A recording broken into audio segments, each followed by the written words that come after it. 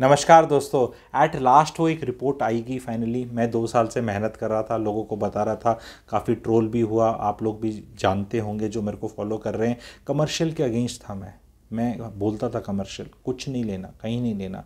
Delhi NCR की हाल ही में Knight Frank की रिपोर्ट आई है, 59% का कुछ आंकड़ा दिया है। मतलब मॉल्स खाली हैं, बहुत चीज़ें खाली हैं। कमर्शियल में मत फंसना, बहुत लोग फंसते हैं।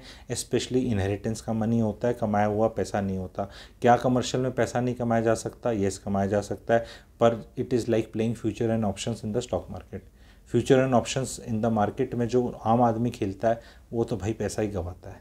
क्या कुछ ट्रेडर्स, क्या कुछ स्मार्ट लोग, क्या कुछ लोग 1 आधा 2% कमा लेते हैं, हाँ वो कमा लेते हैं, पर बहुत ज़्यादा लोग ये कह के कि मैं कमा लेता हूँ और मैं तुझे कमाना सिखाऊंगा, ये कह के ज़्यादा पैसा कमा रहे हैं फ्यूचर एंड ऑप्शन में भी।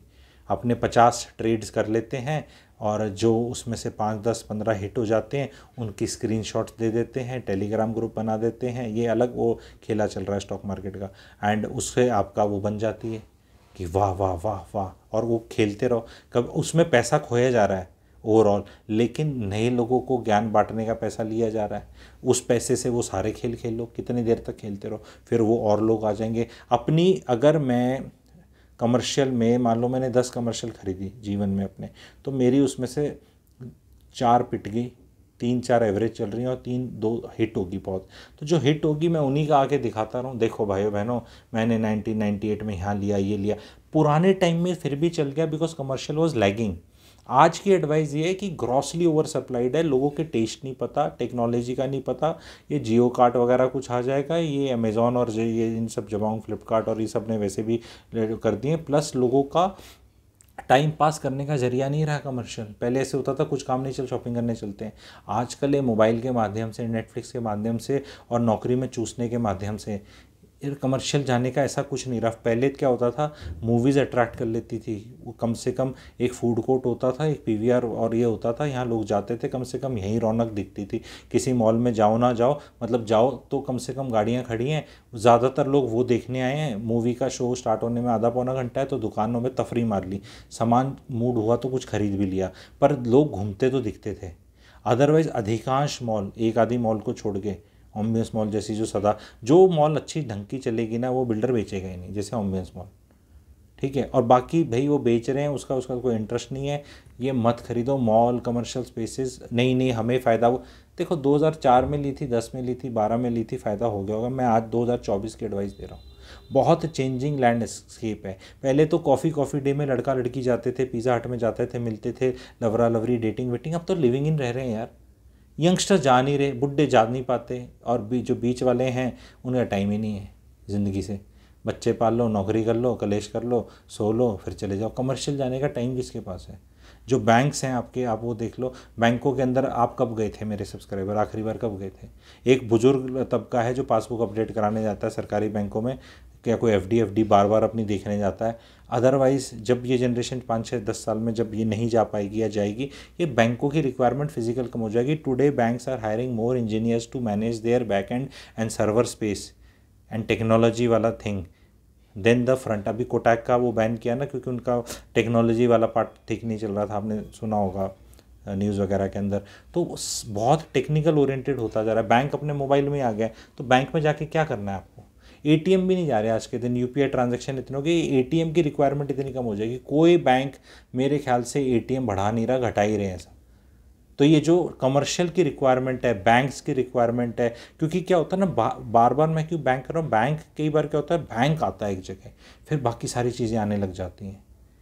ठीक है, क्योंकि बैंक आ गया वहाँ पे, तो ये चीज़ें भी कम होती दिखेंगी। बैंक की जो ब्रांचेज़ हैं वो छोटी हो जाएंगी, क्योंकि एम्प्लॉयज़ कम चाहिएंगे, लोग कम आएंगे। तो आप ये देखो ना, बैंक में अगर मान लो 1000 लोग आ रहे हैं या 100 आ रहे हैं या 10 ही आ रहे हैं, will make a difference on की प्रीमिसेस का साइज़ क्या रखना है। तो मैं छोटी ब्रांच से भी काम चला दूंगा। मैं एक बैंक मैनेजर है, एक टेलर पे बैठा है, एक सिक्योरिटी गार्ड है, 2 3 लोग और हैं, उनमें से 1 2 छुट्टी पे, मतलब 7 लोगों से मैं ब्रांच चला लूँगा। उसमें से 2 लोग हमेशा सेल्स पे गए हुए हैं, छुट्टी पे गए हुए हैं, डीमैट खोलने गए हुए हैं, बाहर घूम रहे हैं टाई टूई लगा के, वो तेरे यार।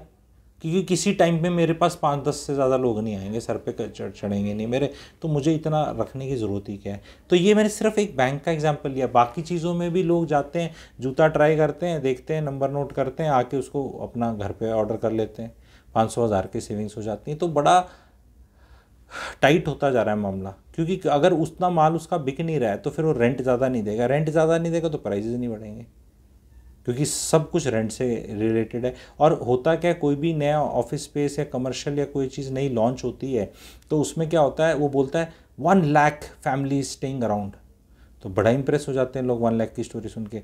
फिर वो अगली लॉन्च भी वहीं हो रही है, उसकी भी वही 1 लाख फैमिली है। अब वो 1 लाख फैमिलियाँ कितनों में जाएंगी और फैमिलियों के पास कितना टाइम है। तो जब भी कमर्शियल कोई आए तो खुश हो जाओ कि कोई है जो इतना बड़ा लगा रहा है, कुछ तो हमारे मज़े होंगे, और जाके खरीदो मत उसको, वहाँ जाओ, मज़े लो, खाओ, मतलब खाओ पियो, एंजॉय करो, सब काम करो, लेकिन वहाँ पे आप खरीदो मत, ज़मीन मत खरीदो, स्पेस मत खरीदो।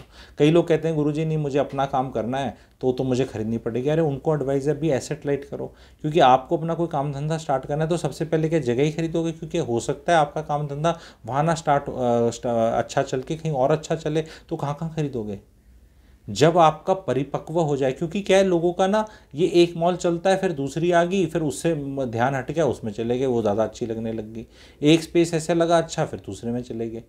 तो लोगों के पास चॉइसेस बहुत आती जा रही है। जब लोगों के पास चॉइसेस बहुत आती जाती है भाई बहनों, तो उसमें स्पेकुलेशन बढ़ जाता है, रिस्क रिवॉर्ड रेशो बढ़ जाता है। तो उसमें फिर टाइमिंग की बात आ जाती है, क्योंकि लोग कलर ऑफ द मनी के चक्कर में भी लेफ्ट राइट घुसते हैं इनके चक्करों में। तो उसमें क्या होता है कि आपने कोई चीज़ ले ली, फिर वो चल पड़ी, सेट होगी, तो आपने बेच दी, but at some point of time कोई ना कोई तो फंसेगा उसमें। अब वो ज़्यादातर आदमी मैंने जो फंसते देखे हैं कमर्शियल में, वो हैं जो इनहेरिटेंस का पैसा लेके घूम रहे हैं, जिनका कमाया हुआ नहीं है। कमाया हुआ पैसा, खुद का कमाया हुआ पैसा कमर्शियल में कोई नहीं लगा रहा, वो रेजिडेंशियल में लग रहा है।